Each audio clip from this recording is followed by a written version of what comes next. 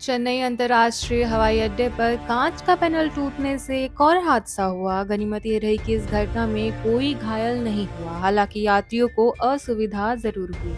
अधिकारियों ने बताया कि सभी सेवाएं सामान्य रूप से जारी हैं। यह घटना हवाई अड्डे के रेस्टोरेंट के पास हुई, जिसकी तेज आवाज से यात्री डर गए। कर्मचारियों ने तुरंत बैरिकेड्स लगाकर क्षेत्र को सुरक्षित कर दिया।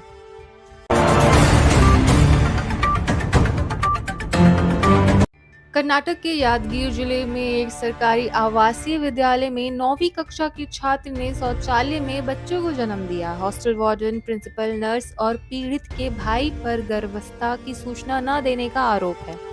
प्रिंसिपल और वार्डन को निलंबित कर दिया गया है। पुलिस ने अज्ञात व्यक्ति के यौन शोषण की बात कही है। बिहार में मतदाता सूची के विशेष पुनरीक्षण में चुनाव आयोग को 3 लाख लोगों की नागरिकता संदिग्ध मिली है, जिनमें ज्यादातर नेपाल और बांग्लादेश के होने की संभावना है। इन लोगों को 25 सितंबर तक अपनी नागरिकता प्रमाणित करने के लिए दस्तावेज देने होंगे। आयोग ने इन लोगों की पहचान पूर्वी चंपारण, पश्चिमी चंपारण, मधुबनी, किशनगंज, पूर्णिया, कटिहार, अररिया और सुपौल जिलों से की है।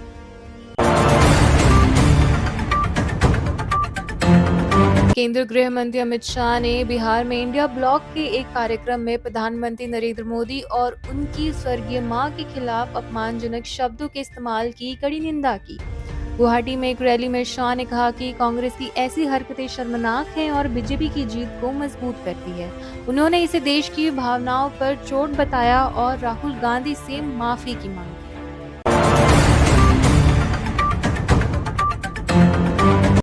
लव जिहाद मामले में भगौड़े कांग्रेस पार्षद अनवर कादरी ने जिला कोर्ट में आत्मसमर्पण कर दिया। उस पर 40,000 रुपए का इनाम था। पुलिस उसकी संपत्ति जब्त करने वाली थी।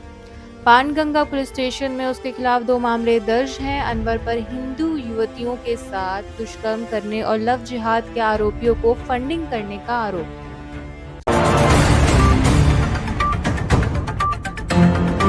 निक्की डाउरी मर्डर केस को लेकर अभी कुछ ही दिन हुए थे, जिसके बाद एक और बड़ी खबर सामने आ रही है। बेंगलुरु में 27 वर्षीय शिल्पा ने दहेज उत्पीड़न से तंग आकर आत्महत्या कर ली। परिवार ने पुलिस को बताया कि शादी के समय 15 लाख रुपए और गहने दिए गए थे, फिर भी ससुराल वाले पैसे मांग रहे थे।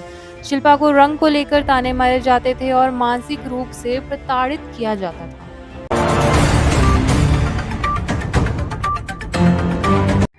प्रधानमंत्री नरेंद्र मोदी एशिया के 2 बड़ी आर्थिक ताकतों चीन और जापान की यात्रा पर है। दुनिया की निगाहें इस यात्रा पर टिकी हैं क्योंकि अमेरिकी टैरिफ से भारत को नुकसान की आशंका है। पीएम मोदी जापान से मेक इन इंडिया को बढ़ावा देने के लिए सहयोग मांग सकते हैं। प्रधानमंत्री नरेंद्र मोदी 31 अगस्त को चीन में एससीओ सम्मेलन में भाग लेंगे, जहां रिश्तों को सुधारने और अर्थव्यवस्था को मजबूत करने पर चर्चा होगी।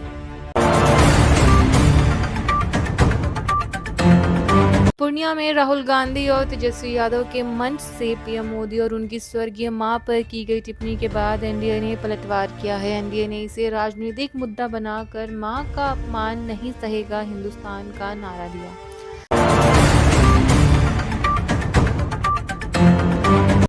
प्रधानमंत्री नरेंद्र मोदी जापान की 2 दिवसीय यात्रा पर हैं। टोक्यो में उनका भव्य स्वागत किया गया। उन्होंने जापानी प्रधानमंत्री शिगेरू इशिबा के साथ भारत जापान आर्थिक मंच में भाग लिया। पीएम मोदी शिगेरू इशिबा के निमंत्रण पर 15वें भारत जापान वार्षिक शिखर सम्मेलन में हिस्सा लेने पहुंचे हैं। उन्होंने कहा कि भारत में निवेश के लिए ये सबसे अच्छा समय है क्योंकि भारतीय अर्थव्यवस्था तेजी से आगे बढ़ रही है।